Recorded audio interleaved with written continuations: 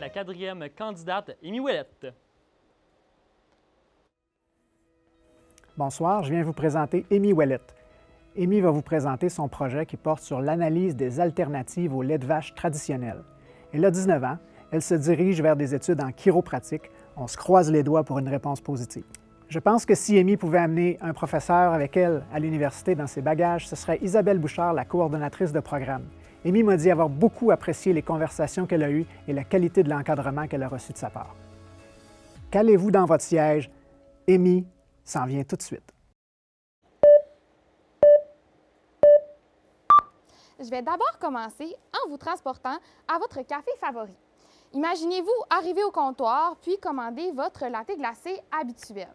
Le choix semble simple jusqu'à ce que le barista vous demande: est-ce que vous voulez du lait de vache, de soya, d'amande, d'avoine? Tellement d'options pour quelque chose qui semble si banal. Plusieurs questions peuvent se bousculer à ce moment-là dans votre tête. Est-ce qu'il y a une option meilleure qu'une autre dans les alternatives végétales? Est-ce qu'il y en a une qui peut bien remplacer le lait de vache pour les valeurs nutritives? Alors, vous décidez de vous asseoir confortablement en prenant votre café pour faire une petite recherche Internet à ce sujet.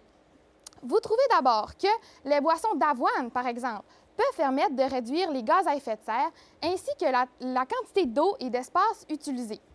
Bon, puisque vous tenez autant à l'environnement qu'à votre santé, vous décidez de regarder les valeurs nutritives de ces alternatives.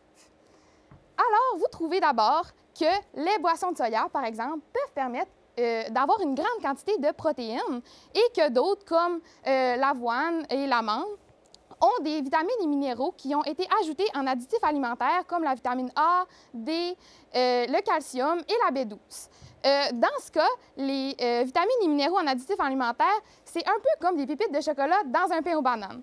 Ça rend meilleur, mais ce n'est pas nécessairement essentiel à la recette. Vous êtes par la suite redirigé sur une page du blog de 3 fois par jour qui vous montre comment faire votre lait d'amande à la maison. Cela vous semble intéressant, mais vous vous demandez probablement: est-ce que moi, si j'ajoute pas d'additifs alimentaires dans ma recette, je vais quand même avoir un bon apport nutritif? Et c'est là que notre projet, à moi et ma collègue, rentre en jeu. Nous avons donc décidé d'analyser 3 boissons que nous avons fait à la maison, soit la boisson d'avoine, de soya et d'amande, afin de les comparer au plan nutritif avec le lait de vache traditionnel. La première analyse était celle des protéines. C'est une méthode qui, en fait, analyse la quantité d'azote contenue dans les protéines. Étonnamment, le gagnant était le lait d'amande si on le compare aux valeurs qu'on peut avoir sur le marché. Par la suite, nous avons décidé d'analyser le calcium dans tous nos échantillons. Sans surprise, cette fois-ci, le lait de vache en première place, vraiment en première place, mais encore une fois, en deuxième place, le lait d'amande.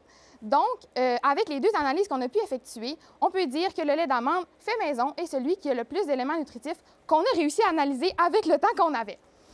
Si je pouvais finir en vous disant une chose, c'est que avec les recherches et les expériences qu'on a pu faire, toutes les alternatives avaient vraiment une grande différence dans les valeurs nutritives et la concentration de celles-ci.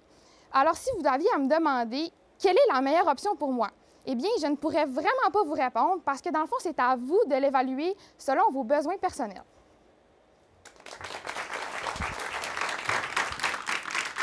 Encore un sujet d'actualité parce que c'est vrai qu'aujourd'hui, de plus en plus, on nous demande quel lait on prendrait dans notre café sans vraiment se poser de questions. Donc, c'est intéressant de savoir que, ben oui, ça peut compenser le lait de vache. Donc, moi, ma question, c'était qu'est-ce que tu as particulièrement aimé de ce programme 180 secondes, de ce projet final, en fait? J'ai aimé, ça m'a permis justement de répondre à une question que moi-même je me posais. Tu sais, on va faire des devoirs dans des cafés vraiment souvent. En tout cas, moi, j'aime bien ça. Puis, tu sais, on se fait tout le temps demander: oh, lait de vache, tu sais, comme j'ai expliqué dans ma présentation. Ouais. Puis, ça m'a permis justement de voir puis d'étudier vraiment cette question-là qui est à se poser parce que dans le lait de vache, il y a vraiment des éléments nutritifs qui sont essentiels à notre santé. Ouais. Fait que c'est intéressant, justement, d'avoir une alternative. C'est ça. En plus d'être écologique, donc c'est vraiment... Oui, c'est ça. En plus d'être écologique, c'est bien pour le niveau nutritif. C'est quand même cool à savoir que, justement, il y a des bonnes alternatives. Et toi, où est-ce que tu te vois dans 5 ans? Moi, dans 5 ans, j'espère être prise en chiro. Là. Mes entrevues sont en fin de semaine. Donc, dans 5 ans, je devrais terminer mon doctorat de premier cycle en chiropratique. Je devrais aller sur le marché du travail probablement, puis m'épanouir dans le domaine que j'adore, là, en tout cas, j'ai hâte d'étudier là-dedans.